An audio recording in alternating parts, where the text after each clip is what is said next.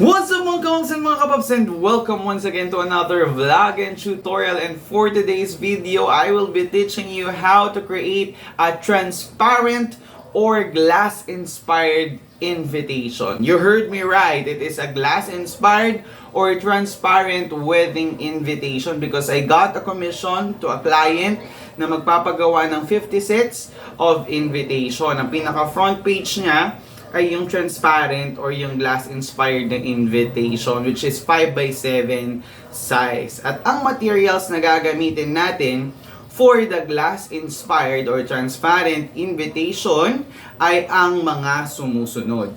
Pero bago ko sabihin isa-isa, intro, pasok!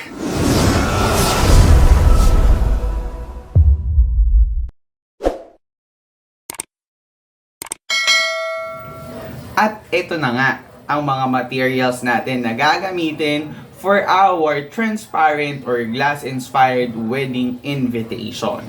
Pero bago ang lahat, umalis ka muna dyan. Paano ko mapapakita? Ayan. So, first we have, ayan, the PET card sheet. Ayan.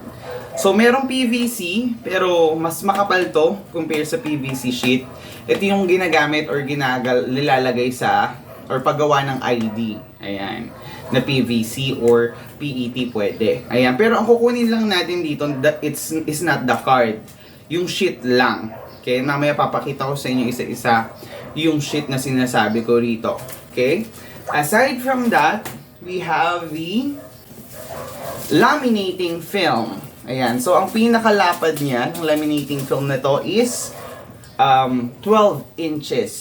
At ang kapal niya ay 250 microns. May manipis kasi nito. Mas mainam syempre yung makapal kasi gagawin nga natin parang glass, no? Na transparent para matigas at makapal. Okay? So, ang haba niya, hindi ko lang alam kung ilang meters to. Pero ang lapad niya, o yun, 50 meters. 50 meters ang haba niya. Okay, 50 meters to. Ang haba, ang lapad ay 12. Yan, this is Quaff brand. Yan. Then, the third one is of course ito, manual paper cutter. Mamaya gagamitin natin pang-cut sa invitation. Ito, ang tagal ko na itong gamit, no? Binata pa lang ako, gamit ko na to. Ayan. So, cutter. And then, we also have this one. And I'm very happy and so proud to have this. The Samsung laminator or laminating machine. At ito ay produkto, no, ng suporta ninyo mga kamams and mga kapaps sa aking mga serbisyong binibigay. And this is one of the product of automated and templated 5x8 index card individual scorecard. Ayan. Or class record, no, sa ating mga chikiting. At maraming salamat po sa inyong suporta and sana po patuloy niyo pong suportahan at pagkatiwalaan ang aking mga gawain at serbisyo. Thank you so much po. So ito po yung gagamitin nating laminator mamaya kapag nilaminate na natin itong laminating film kasama yung PET sheets na paglalagyan natin ng layout ng invitation. Ito of course, hindi mawawala syempre yung printer. No? Ang printer dapat natin, ang ink na gagamitin natin sa printer should be pigment ink. Hindi yung dye ink. When we say dye ink, ito yung water-based, no? Nakalimitang kasama ng printer pag binili natin, no? Pero ang gagamitin natin is the pigment ink. Kasi ang pigment ink naglalas siya and at the same time, hindi siya water-based or na kumukupas kagad. Or pag binasa mo, hindi siya basta-basta natatanggal or na fade. So, yun yung gagamitin natin. Kasi when we use dye ink to PET sheet, a week after, makikita nyo kagad na kumakalat yung tinta. Unlike dito, kasi ang consistency ng pigment ink mas malapot compared with the dye ink. Okay? So, yun ang gagamitin natin later on. And, since nasabi ko na yung mga materials na gagamitin natin, let's begin. Ay, pero bago ang lahat transparent lang po ito hindi pa kasama dito yung ibang part ng invitation na set na gagawin natin ha, pero papakita ko pa rin sa inyo ng buo yung invitation na ginawa ko, kasi we also use a double-sided glossy photo paper, hindi yung one side lang ang ginamit ko dito para maganda rin tignan for the aesthetic one. And also I will also create a customized envelope for this invitation, kaya medyo classy, and aside from that, medyo pricey nga talaga ang ganitong klaseng invitation. And if you are going to ask, magkano nag-range yung pinaka transparent invitation pa lang, yun lang mismo, nag-range na siya ng 35 pesos pataas. Depende pa yon sa kung saan at kung ano yung materials or brand na gamit nila. So mag-range siya depende sa presyo ng materials and also the labor of the person who's doing it. So yun yung range ng invitation na transparent or glass inspired. And wala nang patumpik-tumpik pa. Let's begin this tutorial. Ayan, medyo makalat ang area natin for today's video. So ito na nga yung sinasabi natin, the PET sheet, at ito yung gagamitin natin as canvas sa pag-print ng ating layout. Okay, so let's open it. Ayan, this is, how many sheet? This is 50 sheets if I'm not mistaken. Okay, and you can create 500 ID cards sa ganito. 50 sheets. You know, 50 sheets, 200 to 300 mm or A4 size to ang sukat niya halos. Yan. So, ito siya. Yeah. Nahahati siya sa tatlo. Ayan, tatlo. Okay, etong dalawa, ito yung sheets na sinasabi natin. No? Ito yung sa harap at sa likod na nilalagay dito sa PET card. Ayan, ito yung card, yung pinakamatigas, no? Na nilalagyan ng sheets na to kapag nag-print. Ito yung nilalagay, ginagamit sa ID. No? Ito siya. Pero, hindi natin ito gagamitin. Ang gagamitin lang natin ay itong sheets na ito. Yan. So, buksan natin ng isa. Pakita ko sa inyo yung itsura at paano natin siya ipiprint later on. Okay. Let's open and get one. Teka. Hindi ako makakuha. Yan. Yeah. Higit siya. Yan. Isa lang. Ito. Yan. May makikita kayo kung dadamhin nyo. Yan. Dadamhin nyo to. May part na makinis, may part na magaspang. Ang part dito, meron ditong napipil. Yan. Itong magaspang. Teka, pakita ko sa inyo. For the sake of demonstration. Yan, refill ko na. Ayan. Ayan o. Yung area na to, itong medyo magaspang na to. Ayan, napipil. Okay? Ito, hindi natin ito isasalang sa printer, yung natatanggal.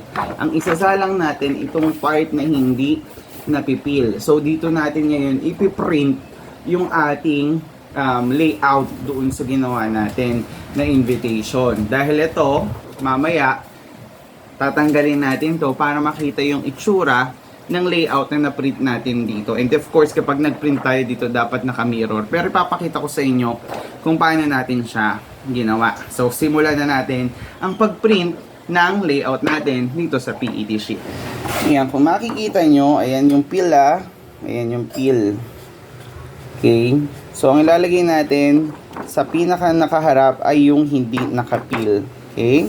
So, dito natin ilalagay. Ayan, as you can see.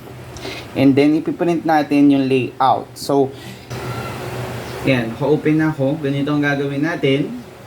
Let's just open the layout first. Ito siya. I have the layout. Ayan. And then, click print. Ayan. So, transparent to eh. So, alisin natin yung fit to picture. Ayan. And then gawin natin dalawang kopya. At yung size gawin natin 5 by 7 dahil 5 by 7 yung layout na ginawa ko dito. So, ganyan ang magiging itsura niya. And if you can see, ang ginamit ko dito, Epson L110, no? Instead of L120, though L120 ang printer natin, para magamit natin, makapili tayo ng choicers na to, no? Ng Epson Premium, Epson Matte, etc. Kasi sa L120, wala, plain paper lang yan. And then ito ay high quality, ang size natin is A4 dahil A4 size yung ating sheet. Ayan. And if you want to, ituturo ko sa inyo kung paano to, yung Epson L120 series in L120 printer para magkaroon kayo ng choices ng ganito, no? Okay, so let's print. Ayan, iprint na natin siya. Pero bago natin pala i-print, ayan, punta muna tayo sa options, printer properties, more options. Ito yung wag na wag nyong kakalimutan. And then click mirror image para bumaligtad yung print niya. Kasi mamaya kapag tawag dito, kapag print na natin siya or pag nilaminate na natin siya, pabaliktad. Para kapag na-finish siya, babalik siya sa dating ayos, no? Kasi yung pinaka-print natin ang papatong dun sa laminating film. Okay? Kaya kailangan dapat naka-mirror. Ayan, mirror image. And then click OK. Ayan, naka-mirror dapat. Eh, nakita nyo ha, naka-mirror siya. Again, kapag nandito tayo sa window na to, sa printer window, again, options, printer properties, more options, then click itong mirror image, and then click OK. And then after that, kapag okay na yung settings natin, double check nyo lang, click na yung print. And magpiprint na siya. Yan, hintayin na natin ma-print.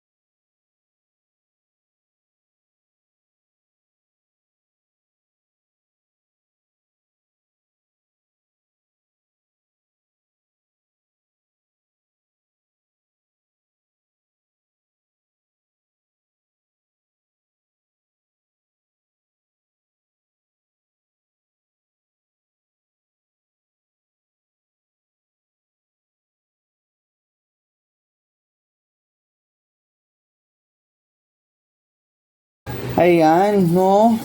Na-print na siya. If you can see, naka-mirror siya. Baligtad siya. Kasi mamaya, pag in-open natin, ito yung ipipil natin, no? Sana yun? Ayan, no? Ito yung ipipil natin mamaya, diba? Ayan, no? Ayan, ayan, ayan. Pero for now, hindi muna natin nilalagay.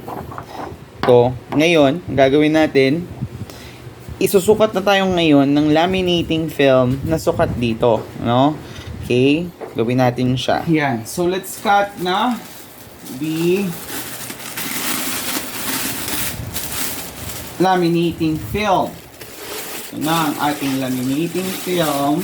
Unbox na natin. Unbox lang naman box. Yan. Magkakat tayo ng A4. Yan o. Meron na siyang sukat, di ba? Ito yung A4 natin eh, no? Subukan natin dito. Okay. Ayan yung sukat niya, di ba? O, A4. Ito yung sukat nung papel, no? So, hanggang dyan. Okay? Ang susukatin natin. So, kasi ang lapad dito, okay na, no? So, yung haba na lang. So, pasobra tayo para medyo okay siya. Yan, yan. Sukat natin. Yan. So, we have na the laminating and ito. Yan. So, paano ngayon siya ipapatong? Okay? Kapatong siya pag ganire. Ayan. Yung mirror, nasa loob. Okay? Yung hindi mirror or yung napipil, ayan o, yung napipil natin, dito sa labas. Ayan. Okay? So, ganyan yung itsura niya. Ayan. Okay, susukatin natin. Sakto natin siya. Tama din natin. Sakto natin sakto. Tama natin tayo na. Tama natin. Sige tayo. Subukin lang natin para. Ito natin sa ilang sakto. Yes, sir.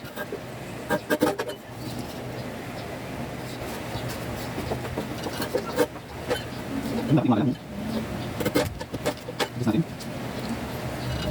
Minsan.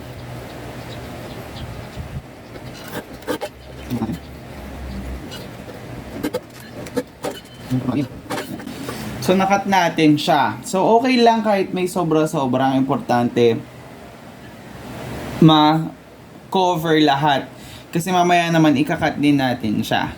Okay, ngayon nakat na natin siya. Again, dapat itong nakabaligtad na print nandito sa ilalim or magaspang na cover ng laminating film. Tapos ito naman, ang nakaharap dito sa sheet ay yung napipil na part. Okay?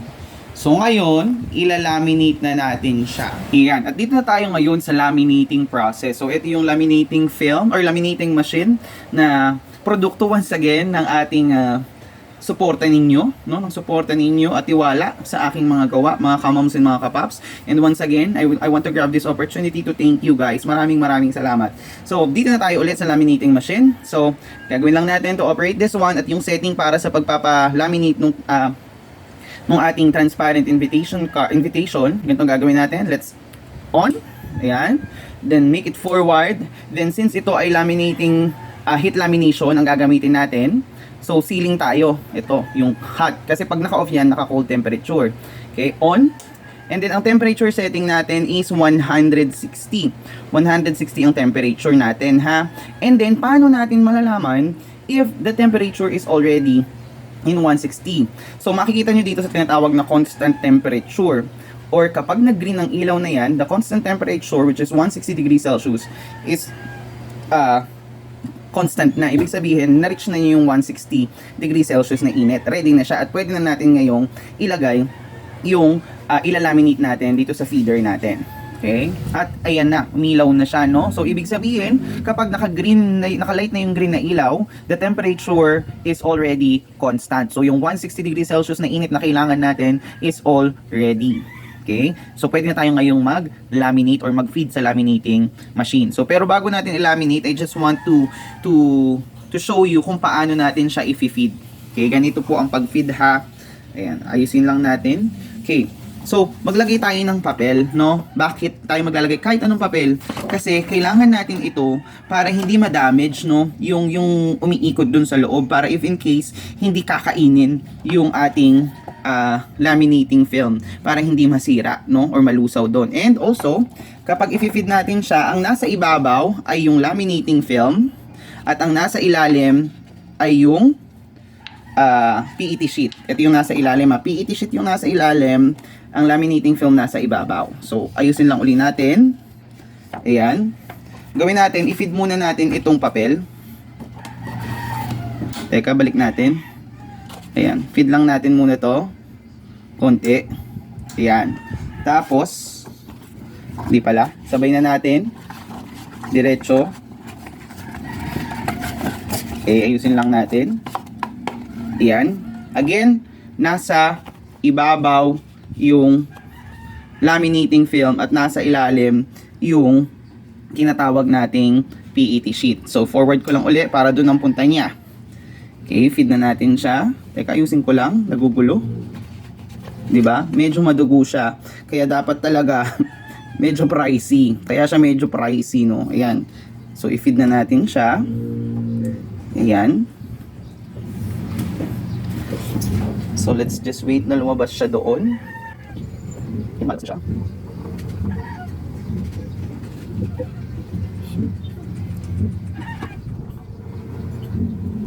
Ayan.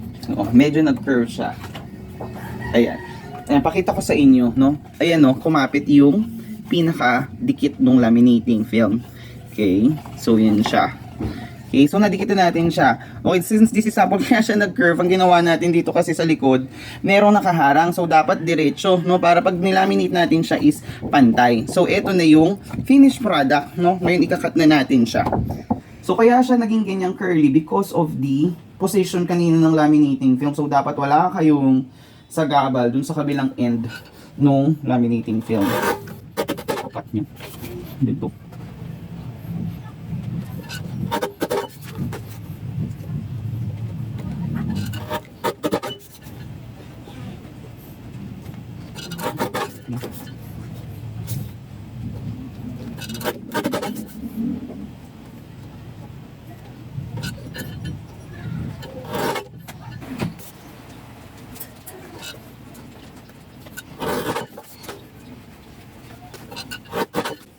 Kadee! Teka, pagulungin pa natin.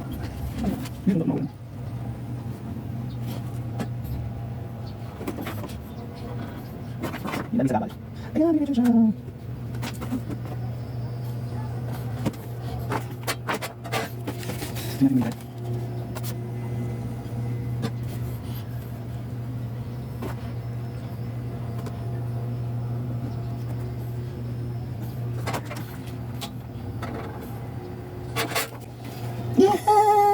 Ayan mga kamams, mga kapaps, natanggal na natin ngayon no, yung peel. Hindi ko na napakita sa inyo kanina. Akala ko na-play yung video. So, ito siya. Ito yung pinil nating strip. Ayan, ito siya. Ayan. Tinanggal na natin siya. Ayan, ito siya. Ayan, ito siya. Ayan, yun siya. Tinanggal natin yan from here.